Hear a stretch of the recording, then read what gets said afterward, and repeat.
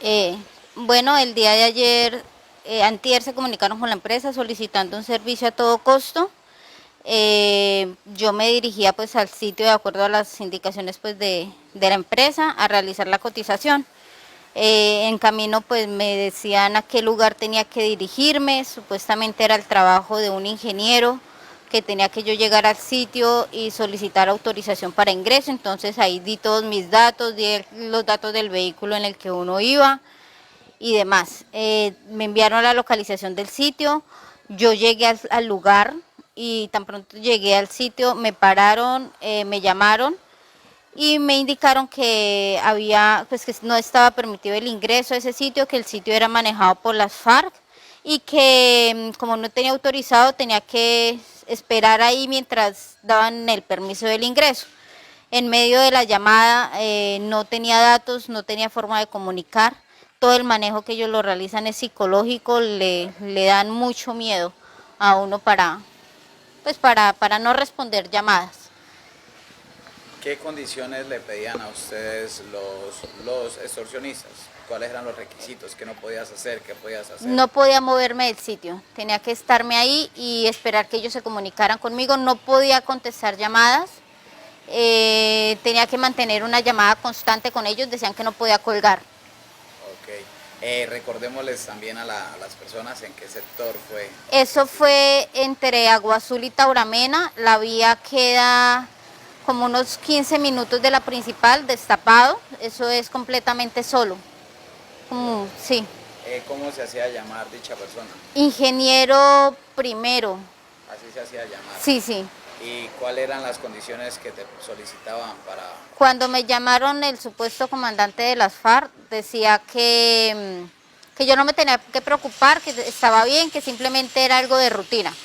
Y en medio de las llamadas le pedían a uno datos personales y esos datos personales los usaron para llamar a mi esposo y a pedirle plata.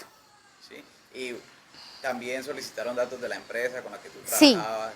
sí solicitaban datos, igual ellos tenían los datos porque ellos los habían llamado a ellos. Sí, y los llamaron pues también a lo mismo, a decirles primero fue como, tranquila, ella está bien, y dentro de la misma llamada como que suspendían la llamada y estaban diciendo que no, que mire, ella está bien, escúchela, ella está acá conmigo, y mentiras, yo nunca estuve con ellos, todo fue por llamada, Ok, entonces lo intimidan a uno es por llamada. claro. ¿Cuánto era la suma que le estaban pidiendo dichas personas? 50 millones de pesos a mi esposo. 50 millones de Después pesos. pidieron 20 y algo, 25 y así ellos estaban pidiendo que le consignaran un número NECI a un número NECI. Se supone que todos estos números NEC y cuentas Bancolombia y Platas siempre tienen una persona o uno sube documentos.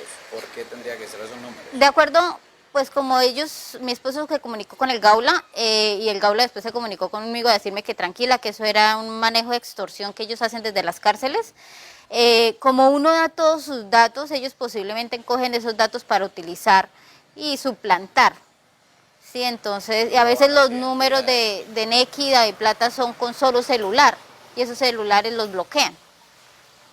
Bueno, y esas personas desde la cárcel realizaban sus actividades, que realizan sus actividades, ¿su esposo había accedido o cuánta era la suma que su esposo iba a dar? Él ya había conseguido 3 millones de pesos y iba a consignarlos inmediatamente, pues cuando uno con nervios hace eso. Y gracias pues al jefe de él que lo guió y mi jefe también lo guiaron para que no hiciera la consignación, sino que lo manejara todo directamente el Gaula. ¿Cómo fue la reacción inmediata del Gaula? Ellos inmediatamente empezaron a contactarme, a mí me llamaban, pero como yo estaba intimidada de que no podía contestar llamadas, pero me empezaron a enviar mensajes. Y con esos mensajes me decían, devuélvase que eso es una trampa, devuélvase que eso es una trampa. Y, o sea, en medio de todo a mí me estaban amenazando y me decían que si yo me devolvía, que el puente estaba minado, en fin, o sea, le meten a uno mucho miedo. Sí, comentas de que había un puente minado, ¿cómo es eso? Sí, es que dentro de la llamada, como que ellos se enteraron porque mi esposo no volvió a contestar, entonces se enteraron que ya tenía la guía, así como el Gaula ahí al lado. Entonces a mí me dijeron que yo no me podía devolver porque el puente estaba minado, entonces que no me podía devolver. O sea, a uno le meten mucho miedo. Yo me devolví arriesgada, Se volvió arriesgada. sabiendo pues que Pudo regresar. fuera o no fuera verdad, pues igual me fui. Quizás tiene alguna identificación de las personas, alguna persona que usted vio ahí en el sector, No, alguna una moto. Sí había una moto atravesada y o sea, es como una coincidencia o no sé si es que eso sea preparado por la misma gente del sector, no sé, porque ellos sabían dónde acababa la placa huella, sabían que había una moto ahí. Por ejemplo, me decían, las motos que están pasando es gente que está vigilándola y preciso al frente iba pasando una moto. Entonces son cosas como que coinciden y eso genera que uno se sienta intimidado y que en realidad se sienta vigilado.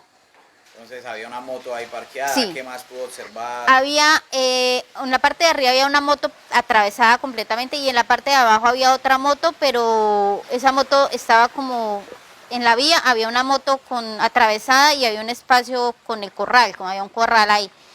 Y por ese espacio fue que yo me metí cuando decidí arrancar. Pero un espacio pequeño, menos mal el vehículo era pequeño, pues yo pude meterme por ese hueco. ¿Iba usted en un campero? No, un vehículo automóvil. Automóvil. Pequeño, sí. ¿Cuáles son esas recomendaciones que usted le puede decir a la comunidad? Pues que no crean ese tipo, pues uno que sea empleado atiende a los requerimientos de la empresa, pero no atender ese tipo pues de llamados de empresas que piden o datos que piden de un trabajo a todo costo, sin uno tener los datos de la empresa o de la persona donde uno va a hacer el trabajo. No dar datos personales, que eso fue lo que me pasó a mí, que por la misma buena fe de uno hacer un trabajo da unos datos personales y pues eso los usaron para extorsionar a mi esposo y a mi familia y aparte de eso, cuando uno está en ese momento que uno quiere colaborar, porque pues son las FARC, uno quiere colaborar, uno trata de ser buena gente con ellos para evitar cualquier inconveniente y eso lo están usando es para sacar la información a uno. Entonces simplemente no creer en ese tipo de cosas, ir a lugares lejanos, no ir porque yo iba con mala espina y acepté de todas maneras ir. Entonces no. También piden datos personales tuyos, pero como cuáles específicamente, ubicación. ¿Cómo Dónde vives, cuántos hijos tienes, tu familia que se dedica, dónde están tus papás, cuántos hermanos tienes, como esos. Y esos mismos datos son los que usan para extorsionar a la familia de uno. Familiares? Cuando tú ibas en el transcurso, cuando ibas en el camino al sector que te habían dicho, ellos te pidieron ubicación para saber, para estar en contacto, Sí. comunicación contigo. Sí, desde que salí de Agua Azul me dieron un pin pues una localización de WhatsApp de donde supuestamente ellos estaban o donde estaba la finca que yo tenía que ir a hacer el trabajo. Y me dijeron que yo tenía que enviarles la ubicación para ellos estar pendientes de que yo llegara y no me perdiera. Sí, y pues uno de buena fe envía la ubicación y ellos lo que estaban era vigilando que uno sí llegara al sector y tan pronto, o sea, en la misma localización, tan pronto uno está en el sitio, ellos ya conocen esa área porque son datos específicos, que el puente, que la vía está destapada, que la vía tiene cemento, entonces son datos que uno pues cree como tal. Que va al sitio indicado. Sí.